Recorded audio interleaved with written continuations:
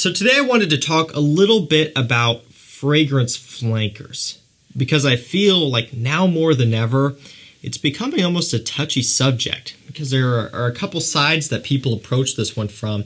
And so I kind of wanted to give my opinion on flankers. I wanted to give my opinion on new releases, what's being put out these days, particularly from designer brands, but also I guess niche as well. And just kind of talk about, flankers. What is a flanker? What's going on with flankers? How should they be approached? And all of that stuff. So when it comes to flankers, you have two sides, really. You either have the people who say that, this flanker here, it's too similar to the fragrance that it's a flanker of, and you shouldn't buy it. They're too similar. It doesn't make any sense. I wish they would have changed it more.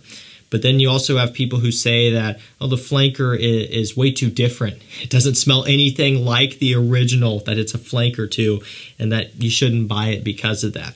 You will have people who maybe believe that, all new fragrances, they're all flankers, they all smell the same.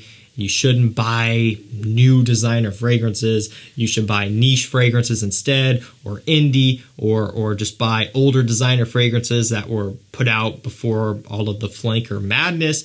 There's a lot of different approaches here. So I wanted to bring up a couple examples as well. So I'm going to focus on a couple from this year just because I feel like actually this year has been amazing for new releases so far.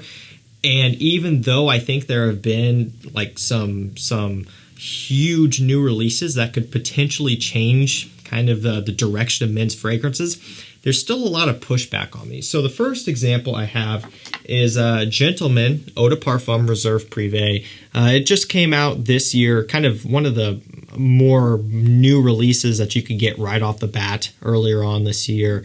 I've done my first impressions, all of that stuff. My full review is already shot on it. I don't know if I put it out yet, but I think it's a great fragrance, right? So being that it is part of the Gentleman line, this is a flanker, right? Gentleman, it started out back, I believe, in the 70s, but now the new line, the original Gentleman would be the 2017 version. Givenchy Gentleman Eau de Toilette 2017. That is the kind of head honcho. That is the head of the fragrance line.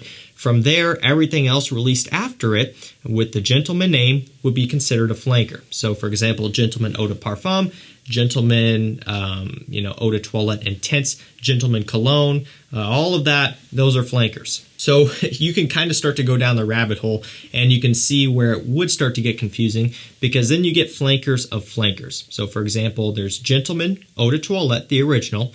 There's Gentleman Eau de Parfum, which is a flanker to the original. But then there is Gentleman Eau de Parfum Boisé, which is now kind of a flanker of a flanker. And to take it one step farther, there's now Gentleman Eau de Parfum Reserve Prive, also kind of a flanker in some instance, depending on how you look at it. Smell-wise, definitely.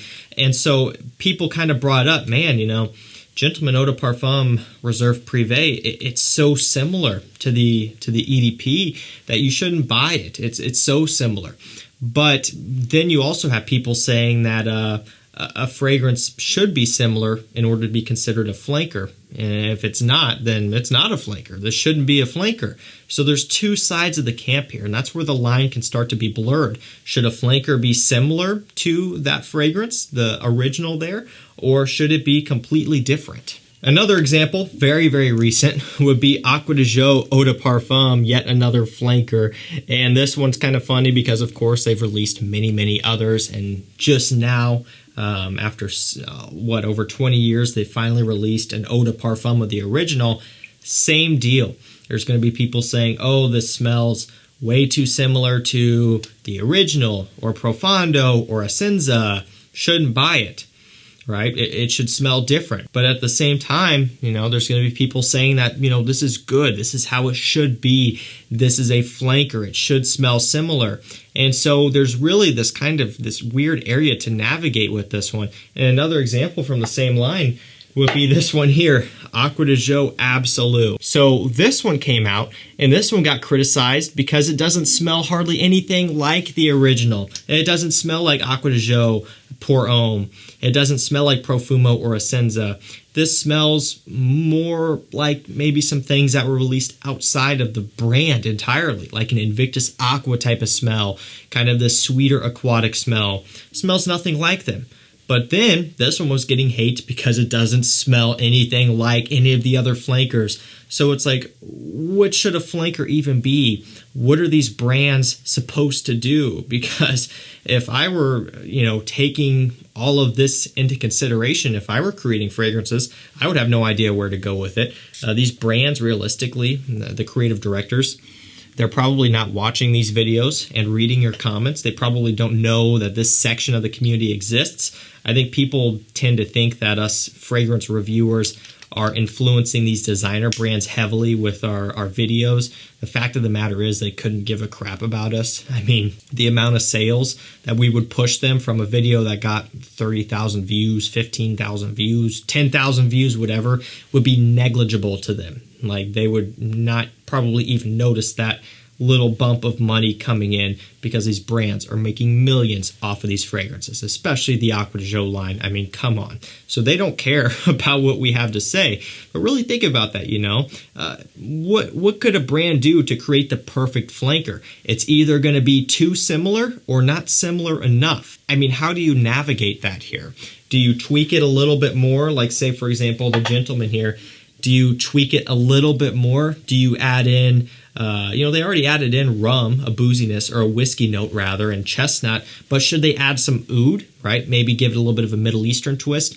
Well, just adding that oud would probably push it over the edge to where now it doesn't smell similar enough. So it's kind of just pick your battles type of thing. It's kind of either you like it or you don't, depending on what your opinion of flankers is. But it's kind of interesting to watch this all unfold. So you may wonder what my thoughts on flankers are. And for me, I really don't care. I really don't. It's not a scientific thing for me. Fragrances, to me, even though I do this on my channel and I take this seriously, they're never scientific. I don't take a look at a flanker and go, it's this percentage similar to this. I don't think that should be a flanker. If I smell something that I like it. I don't care if it's a designer fragrance. I don't care if it's a niche fragrance. I don't care if it's a designer flanker. I don't care if it's a niche flanker. I don't care if it's a clone. I don't care if it costs $15 or a couple $100. I really don't care. If I like how it smells and I believe in the product and I think you guys would like it, then I will bring it up and I will say, I think this is solid. Take for example something like Hugo Boss Pure Accord. I did a first impressions on that one, a couple years back now that it came out. I didn't like it, and I told you guys that. I think, I just don't think this is a worthwhile release. And it had nothing to do with the fact that it was a flanker. It had everything to do with the fact that I didn't care for how it smelled. And I thought that the rest of the Hugo Boss line was much better. Private Accord, the Scent Intense, the Scent Absolute, all of those I thought were a million times better than Pure Accord. It had nothing to do with, this is a flanker and it's either too similar or not similar enough. I don't think you guys should let that dictate your preference on a fragrance. Just kind of put the flanker thing aside and start looking at these as fragrances, as releases, because at the end of the day, as much as people hate flankers with a blood-boiling passion, they're not going anywhere. Niche brands who had never touched flankers before are now starting to roll out flankers consistently. That should tell you something. Flankers are here to stay. And again, another example is La Nuit de l'Homme Bleu Electrique, a fragrance that takes that original La Nuit de l'Homme DNA, but they improve the performance and they also add a modern twist to it. Fantastic stuff, right? That's what a lot of people want, right? It is similar, of course, but they're improving upon that DNA. Shouldn't a flanker be an improvement, whether it be similar or not? I think so. So do I think that you should avoid all of these new designer fragrances and instead switch over to niche or indie brands, that sort of thing? I don't necessarily think so. I think there are definitely a time and place for niche indie fragrances for sure. But I know a lot of you guys, at least my audience, is after mass appeal and compliments, and these new releases are going to do it for you. Acqua di Gio EDP, Gentleman Reserve Prive, all of that stuff, that's going to do it for you at a lower price and a higher safety than niche and indie. That's just kind of how it is. And it's also really important to take into consideration that a lot of niche brands and indie brands will send out free fragrances and sample sets and everything, whole entire lines of fragrances to reviewers and say, hey, here you go, cover these. And so at that point, it would be a lot easier to start recommending these niche fragrances because the reviewer is getting them for free. Versus designer fragrances, I don't get any free ones at all. I pay for all of these. Acqua di Gio de Parfum, ordered it overseas, had to wait for it to come, paid more than retail price here currently in America for it. Same deal with Reserve Prive, paid for it myself. All of that stuff, all new releases, all designers, I pay for. Same goes with probably the majority of reviewers out there, unless you're a huge channel, maybe that would be different. But niche brands, indie brands, they're going to target and kind of use influencers or reviewers more. For me, I don't get that many freebies even from niche because I ignore them. And if I do get them in, oftentimes I don't even cover them. That's not what I want to do on the channel. I want to talk about designers. I want to talk about things that are affordable. And hopefully this video here will kind of help clear that up with flankers. What are your thoughts on flankers? Do you think there's too many? Do you think they should be similar? Do you think they should be different? What's your thoughts? That's going to do it for me. Thank you so much for watching. Stay safe, stay healthy. We'll see you tomorrow with another one. Take care.